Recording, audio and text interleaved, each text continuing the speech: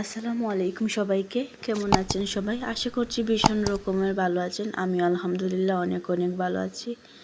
নতুন আরেকটি ব্লগ শুরু করছি। তো আমি অনেক অসুস্থ ছিলাম, তাই এই কয়েকদিন আপনাদের সাথে কোনো ব্লগ শেয়ার করতে পারিনি। আর একটা ছোট্ট ব্লগ আজকে শেয়ার করছি। আমি চেষ্টা করেছি আপনাদের সাথে অ্যাক্টিভ থাকার জন্য সব সময়।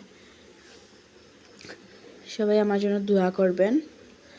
আর এই যে আমি শুটকি দিয়ে, আমার ফ্রিজে শিম ছিল, আমি রান্না করে নিচ্ছি। আর একা একাতে সব কিছু সামলাতে হয় এখন। আর অনেক ব্যস্ততার সাথে দিন যাচ্ছে আমার। তো এক গাদা বাসন ছিল বেসিনে, সেগুলা পরিষ্কার করে নিলাম।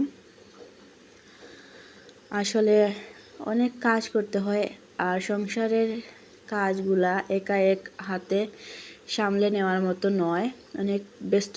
আর আমার আরেকটি অভ্যাস হলো, আমার রান্না করে ঢুকার সাথে সাথে কিন্তু বারবার হাত ধুতে হয় আর বারবার পানি ছুঁতে হয়, এরকম একটা অবস্থা। তো সব কিছু ক্লিন করে নিচ্ছি এখন। আমি বেসিনের বাসনগুলা ধুয়ে তারপর বেসিন ধুয়ে নিলাম, আর টেবিল সব কিছু মুছে নিচ্ছি। একা এক হাতে রান্না করা, আবার ঘর সামলানো, তার উপর আবার আপনাদের সাথে টুকিটাকি চেষ্টা করি, যা কিছু করি সব কিছু শেয়ার করার জন্য।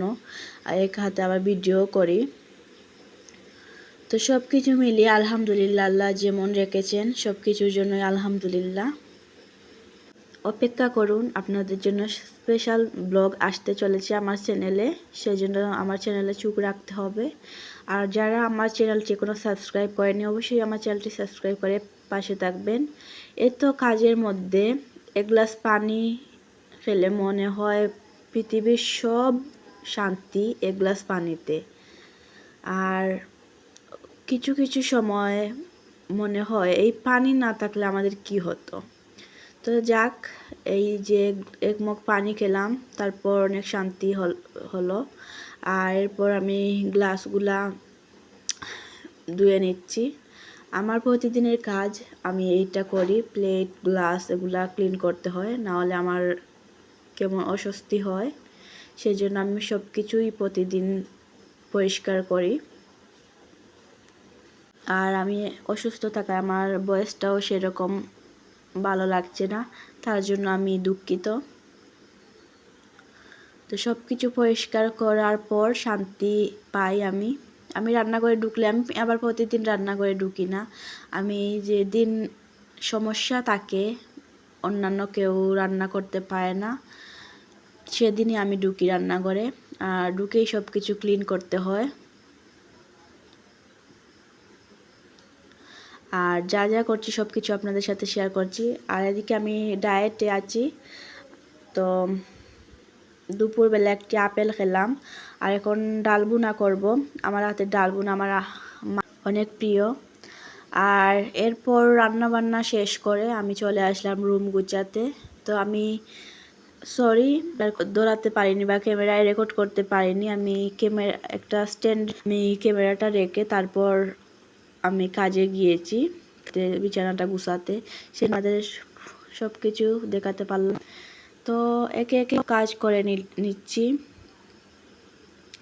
আর সাথে দেখা যাচ্ছে আমি কিভাবে ভিডিও করছি। তো যদি আপনাদের ভিডিও ভালো লেগে থাকে তাহলে অবশ্যই ভিডিওতে লাইক করবেন আর কমেন্ট করবেন। এরপর আবার চলে আসলাম রান্নাঘরে। আমি এখন শুটকির ভর্তা করব, সেজন্য কাঁচামরিচ লাগবে আমার। আর আমি এগুলা কিন্তু আমার সবজি বাগানের কাঁচামরিচগুলা, এগুলো আমাদের ক্ষেতের।